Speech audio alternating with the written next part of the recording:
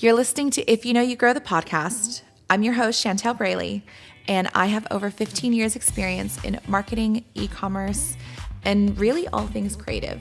I'm so excited to take you behind the scenes of thriving businesses, hear from amazing industry experts, and chat a little bit about the mindset that it takes to really succeed in this industry. Please follow, like, and subscribe so that I can continue creating amazing content for you and sharing these incredible stories. Let's get into it. Clearly not the IT department in any way, shape, or form right now.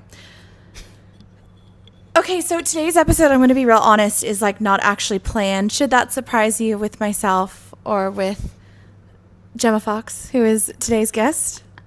Because like we had this theory, and do you know what? Maybe this is how I'll pitch it, because eventually we will do this. Eventually we're going to do like an Ask Me Anything kind of situation where I wanted to make it anonymous because I know that y'all have questions, but you just don't want to ask those questions. And yes, we are using mics on golden knives because that's what we're working with right now. I don't have like a big knife. I don't have a big mic for a second person yet. And we're also joined by Zelda, who, this is not an extension of my dress. There is a small puppy sitting between us. So if you think that she's not like going to caress my dress at any point, it will be my dog that she's petting. Oh my God, could you imagine the rumors? Oh my God. It's like me just caressing you on a podcast. That'd be weird. It would be the first time that there was like a rumor about my personal life. So that's fine, right? Like, let's just keep it going. Yeah. Yeah. Okay, so look, we've played around with like a couple of things. And so maybe I'm going to say something that we didn't agree on, which could possibly be. But we were talking a little bit about personal brand. I feel like that's what we landed on, right? I think we landed on a lot of things. And to be fair, I've had some red food dye today. So you've got about 3 brain cells left. So we'll see where this goes. And we are going to dinner tonight where you're driving, so there won't really be drinking. I am not driving, so there will be drinking. But we still have like 3 hours till dinner. So I'm just going to yap until the memory card runs out. You're the unofficial co-host at this point. But one of the ideas we were talking about was like, it was kind of twofold things. And like, it's difficult because anything that we say could be seen as controversial at the end of the day. But we're talking about like personal brand and like misconceptions and like how people are perceived online. And I think that's something that's so important for, even if you think that you don't have a personal brand, if you are in this industry, you have a personal brand. Because if you're applying for a job with me or if someone's recommending you, I become the FBI and I will find every intimate detail. Or Emma's wife. Or Emma's wife? Gemma's wife, Emma? Gemma's wife, Emma, may become the FBI. That sounds fake. Jemma and Emma. If we were a rapper, Jemma and Em. She's going to kill me. If I go MIA, it's from this. It's from a feisty little 4'11" blonde. She's 4'9". Okay. Actually, she claims 5 foot. Okay. She's 4'9". All right. Well, I have a parasocial relationship with Emma. We just like love each other via DMs because we haven't actually met, which is crazy. But I think that kind of goes along with like personal brand and like, you know, having a personal brand is really important. So, I don't know, like, why do you value personal brand and how have you built your personal brand so far?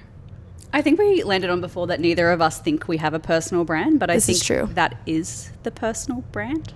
Yeah. I don't know. I haven't intentionally set out to build one.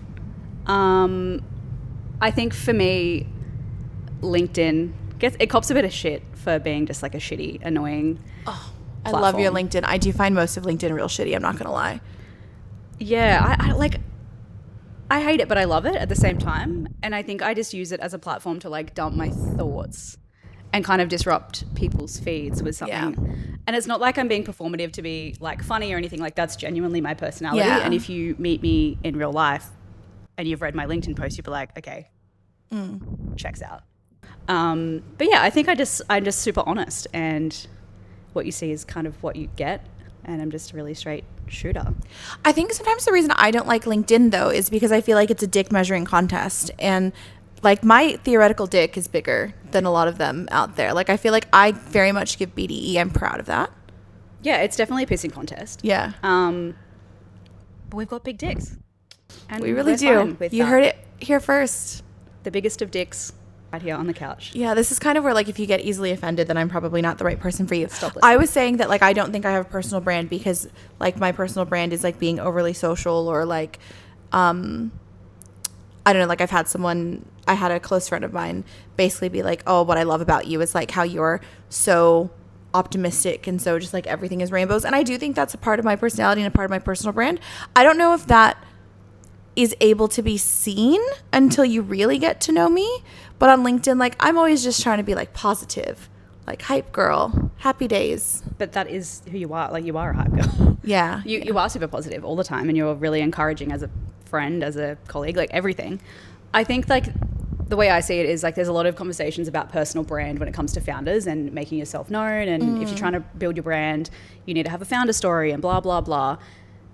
There's a difference between, like, being a founder-led brand and your personal brand. Like, you can be selective with what you do and don't share. Have you worked with a founder that, like, didn't want a personal brand before? Like, didn't want to be out there? Yeah. How do you get around that? Currently working with one. Consulting with one. I won't. Yeah. Won't drop clear on that. But consulting with one, and it makes sense for a brand because it's a women's brand, so it's fine. But what I tasked him with was, that's totally fine if you don't want to build a personal brand, but I need you to really clearly articulate with feeling in writing why you built this brand. Because I know that it wasn't just because you're like, I want to sell this product.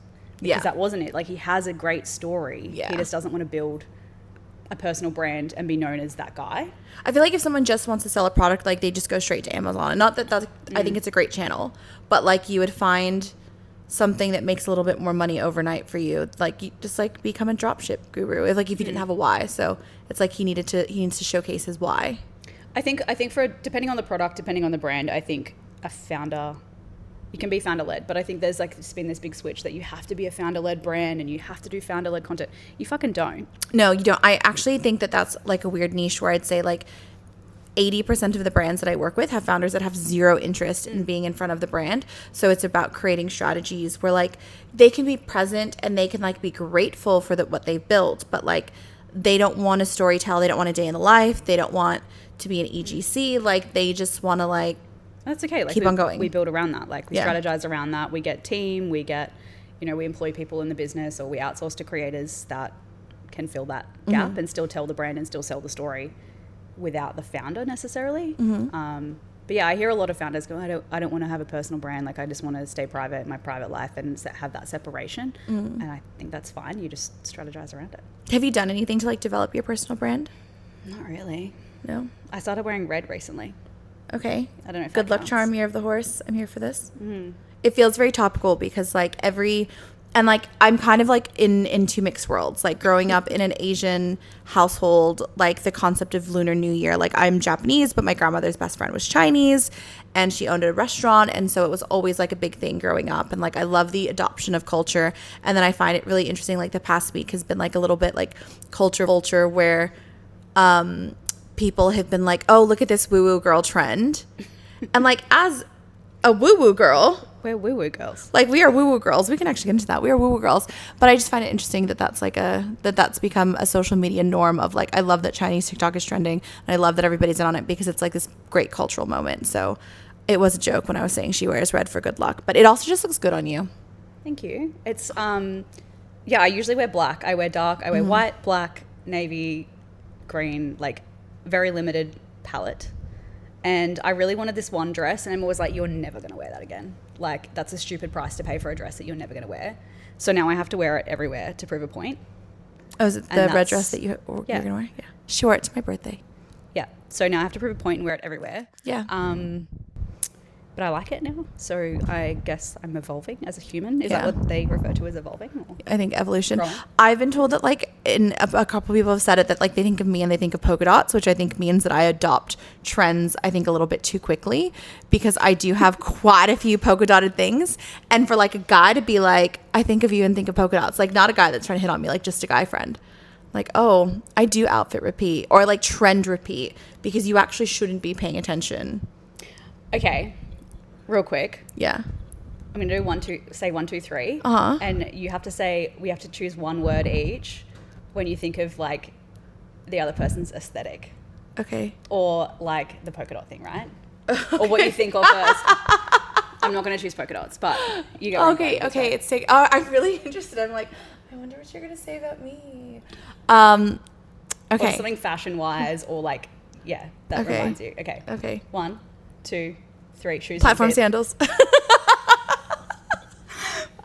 Platform sandals. Okay, I can get around. You always have like a chunky sandal on. Like, I don't think I've ever seen you not have like some type of sandally situation. Yeah, it's because I try and draw attention downwards away from my little chunky thighs. Yeah. So if I'm like, let's make the feet chunky.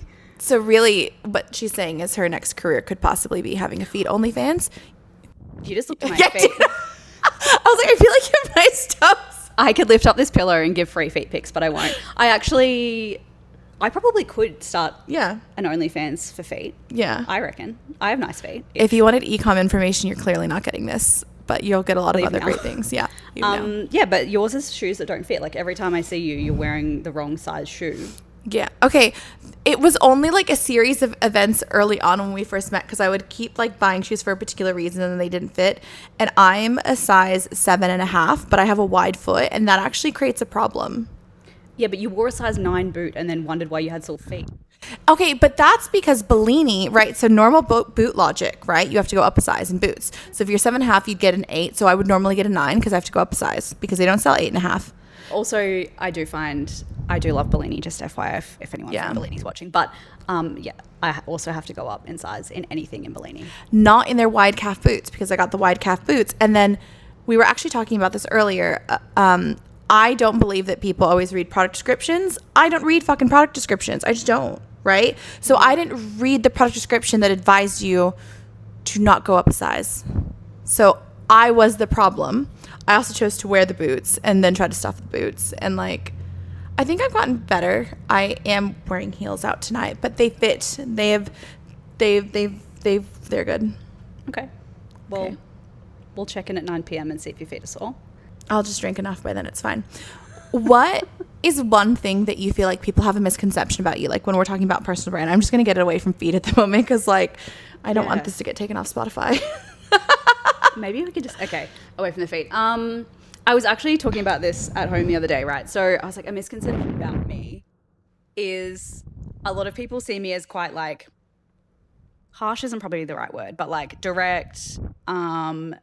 Yes, I'm no bullshit, but like quite firm. I don't know the right word to use here, but I can tend to rub people up the wrong way a little bit because I have my opinions. I think that if someone didn't know you, you could be intimidating because you're so like you just are a powerful human being. Thank you. That's a compliment. No, like I'm serious. Like the powerful part, not the intimidating part. But I think like power can be intimidating if someone said that's not even a reflection upon you. That's a reflection upon them, right? Like if someone was shouting bullshit, you would know. You would be the person in the room that was like, oh, bullshit with conviction. Like, because, so I think that in itself is intimidating to the person who is full of shit. Yeah, I think I speak with conviction is probably the right word. I speak with conviction. I stand by what I say, but I am also happy to listen to somebody if they have a differing opinion to me and discuss it. But we will discuss it in a direct way. Mm-hmm. I'm not a yes man. Yeah. However, that's, I think, what people see me as, but I'm actually very soft. You're so warm and fuzzy. I'm a bit of a Labrador sometimes, and people don't really see that side of me very often, but I am. If you ever get that side to me. Yeah.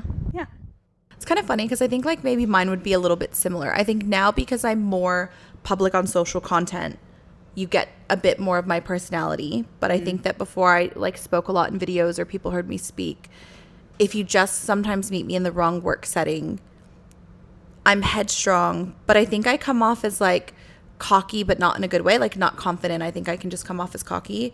And then I think you get to know me. I think you come as confident. Amazing. But then also you get to know me and you realize like I anxiety spiral all the time. Nothing about work, but every other thing. Like I'm like, what does the pattern have to say? What does CoStar have to say today? Should I ask ChatGPT to analyze this conversation? Like, I am actually just like, I'm such a lover girl and such a softie in my personal life that it's like very polarizing. But do you think that's maybe because I'm similar, right? And do you think that's because we have to be power women during the day, that we just like crumble? You know how they say kids at school, they're a different person and then they come home and they're crazy? Yeah. Ours is like, we're tough Yeah. at work because we're confident in what we're doing, and then we're just like, ooh, let me just be a little marshmallow for a few hours when we're not public. Possibly. Like, I don't know. Like, I don't know where it came from. I know where it came from with me, I guess. Like, I had like tiger parents. Like, I had to be really good at everything. Right. And if I wasn't good at it, then like, do you know how many sports I got pulled out of as a child? It was wild. Like, if I was not going to be the best, then I was immediately the worst. And so that's applied to most areas of my life. So crippling perfectionism. Okay. So I think that's that. But like in my personal life, and like Jemma knows my personal life very well, the whole thing right now is like, I just want to be a passenger princess. Like, I don't want to make the decisions. I don't want to build flat pack furniture. I just like, I want to be cared for because I'm so exhausted of like having to live in masculine energy and like being that way, because it is something that like I will never step away from with work. Yeah. I feel that. You're good at the masculine energy side of things though. Yeah, but then I'm not at the same time. Like I am for a lot of things, but other areas I'm like, I'm just a little custard. Yeah, fair enough. You know? She's got really high expectations for like what I should be expecting in life, and like I think that's why I'm saying like, oh, but you know, because I'll come to Jemma for advice all the time about all the things. Okay, so talking about me being great in my masculine, actually I really think it's also feminine energy, just being that strong. But like, yeah, I think though that's because when you're raised by strong women, you can see it in a different lens. Yeah. Yeah. Yeah, because I think it's like to take care of somebody, like, you know, what you tell me about your mom, how she's so nurturing. That is actually, it's hard to be that nurturing. Like, it's not an easy thing. Yeah, I know my it's mom's feminine, like but it's like far. masculine. My mom's like way, to her own detriment, she's too kind. Like, she's probably one of the kindest humans ever to step foot on this little earth, and I love her so much. But it's to her own detriment that she's too kind. That she'll hurt herself before she lets somebody else suffer or go without, or which I see a little bit of that in you sometimes. Yeah, that's something I'm trying to learn to not do. Do better. I'm trying. Yeah. Zelda has now decided that she loves Jemma more than me. She's such a cuddly girl. She's very sweet. So fine. My dog's going to be so jealous though. Yeah. I definitely feel like I was harsher though before becoming a parent. I think becoming a parent, I softened a lot. Yeah. That's been a change for me. And your daughter's full of personality. Yeah, it's concerning. Yeah, her daughter, like I've not had the privilege of meeting Hunter yet, but because of the podcast and just like her knowing where she's going, like she knows that we're friends. And she sent a video once where Hunter was basically like, "You're gonna drop me off to see Chantel, and Chantel and I are gonna hang out. You're gonna go get Yochi. Yeah, we're gonna go get Yochi together, and then I can just pick her up later." Which is like such a privilege. Yeah, that kid's going places. Yeah. I mean, between me and Emma, her other mom, like, that kid's going places regardless, so good. whether she wanted to or not. She doesn't have a choice. It's gonna be hurtful for like, till she's like 25, and then I'm gonna be like, yes, babe. Yeah. So glad we raised a strong woman, but till then, I argue with a 4.5-year-old every day. Yeah, fair enough. Whereas I have always been like, oh, and like, again, this is personal life, this isn't work life, where I'd be like, oh, you want to shit on me? Okay, that's fine. Where? What's happening? Which I've like really had to learn like in the last couple of years, and I think I'm better for it. I was actually in a group chat where someone actually put in the group chat that like my fatal flaw is the fact that like I will forgive somebody if they apologize. Even if I know that they're going to do it again, I'll be like, oh no, it's okay, I forgive you.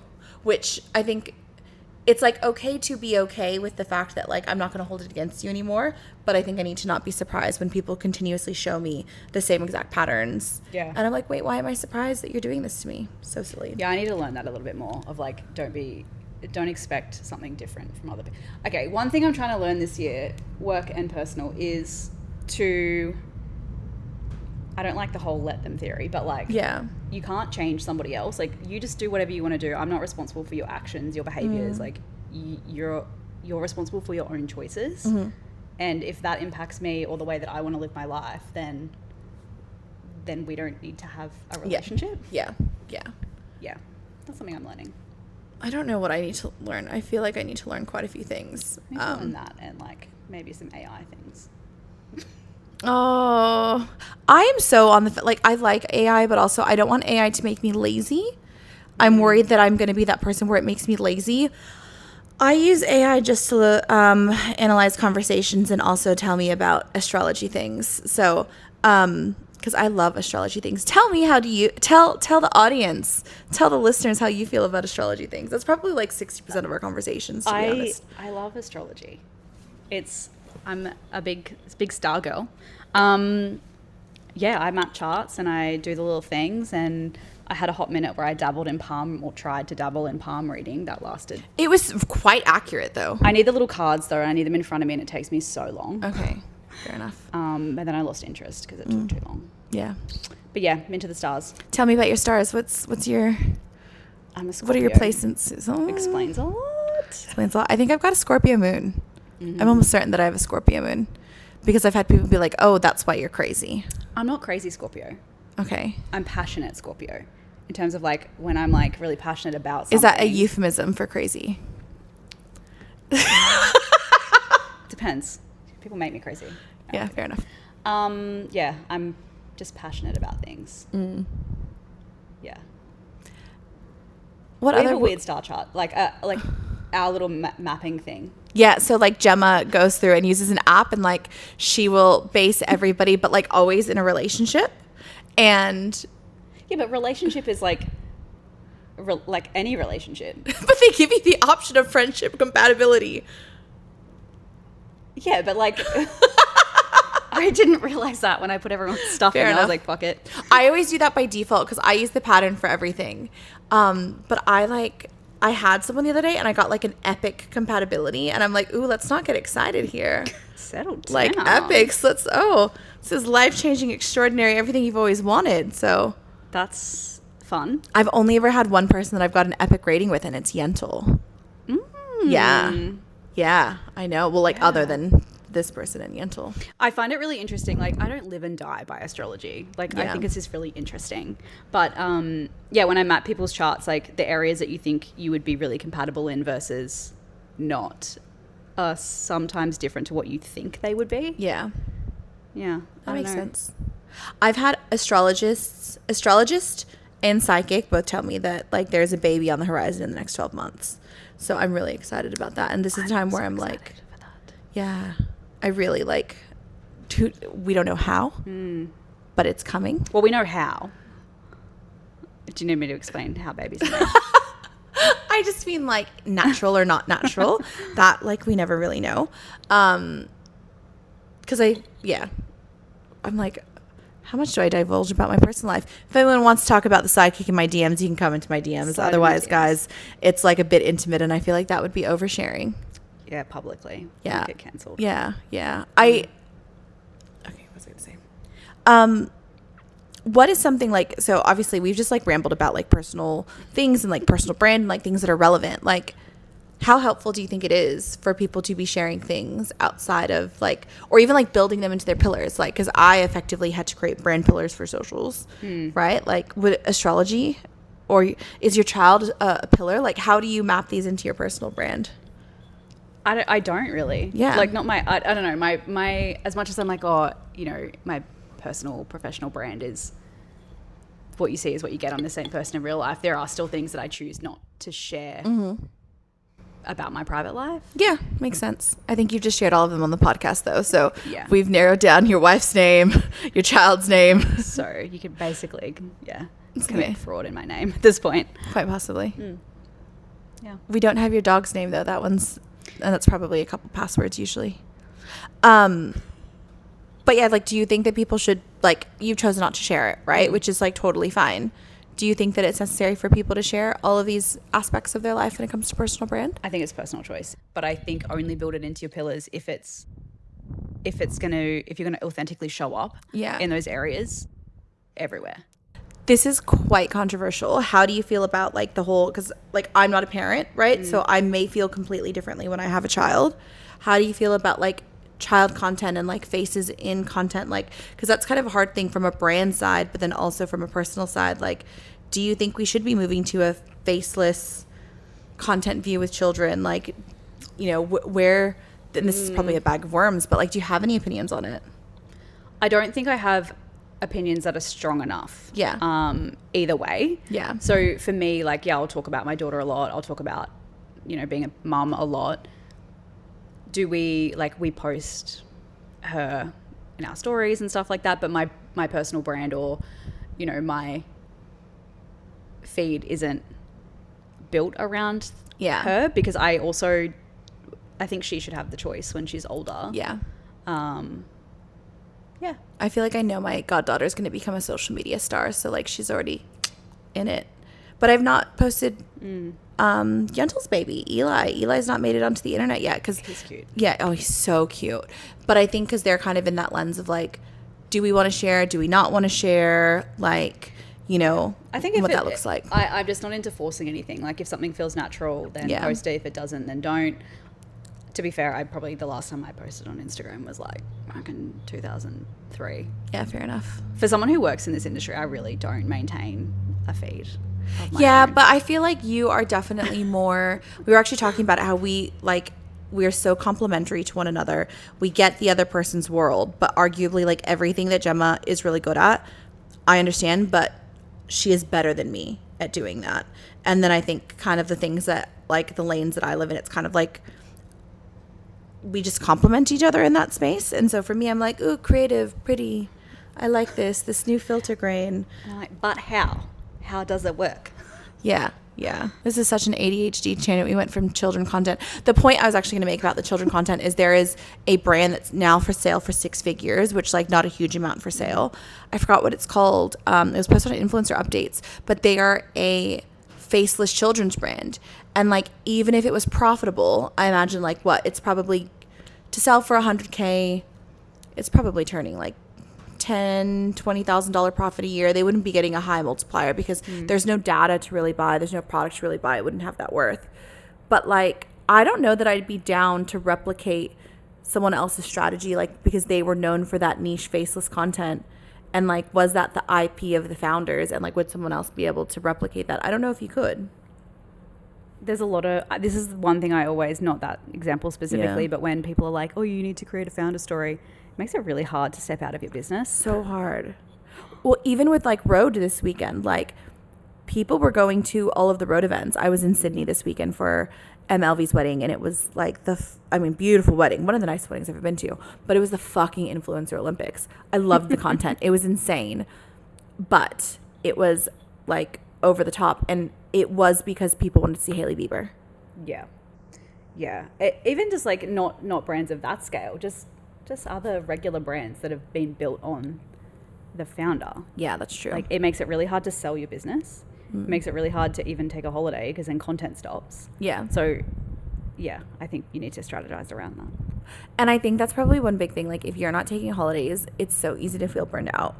And like we talked about, like, oh, do we do an episode of Burnout? Because we've both definitely been there. But there's so much emotion behind that it's really tough to like have the good time to talk about like, oh, I'm going to chat to you about the moment that I felt like I had no joy, because that's kind of like what burnout feels like. And as a founder, like, how are you going to continue to be the face of a brand when you're feeling really crappy? Yeah. I love that I don't have that responsibility. Yeah, I definitely have hit that burnout point. Or almost hit that burnout point a few times. Yeah. This was, I think, our ADHD brain episode, because I can't tell you what we covered, but we've covered a whole lot of things. But nothing at the same time. But nothing at the same time. This is just our life. If you had to give someone like 2 pieces of advice for like what you think they could do to boost their personal brand, what would you say?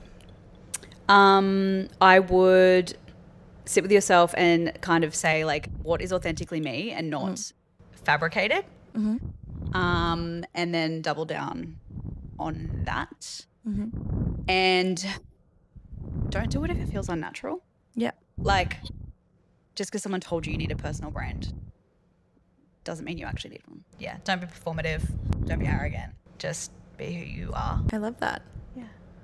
I think mine would be like, don't care. The people who don't matter in your life don't give a shit what they have to say, right? And it is 1,000% okay to do shit for engagement. Thank you for the engagement.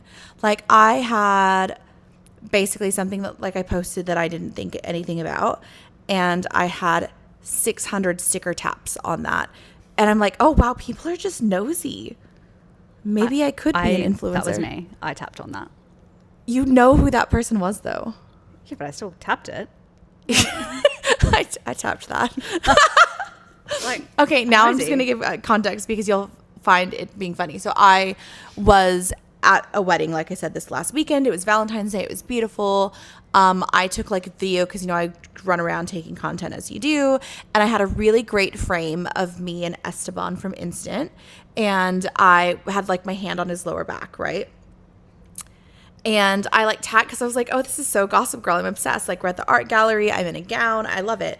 I didn't consider the fact that it was Valentine's Day. So everybody was like, who's the... Actually, I got a screenshot from Atia and she's like, who's the man's? And I'm like... Yeah, everyone just thought you were soft launching. Yeah, but you click on it and it's like... The gayest man ever. Like the most gorgeous 8-pack tan, not an ounce of body hair, like delicious man that clearly is... We are attracted to the same thing. So I would not be his type, unfortunately, despite the fact that I do adore him.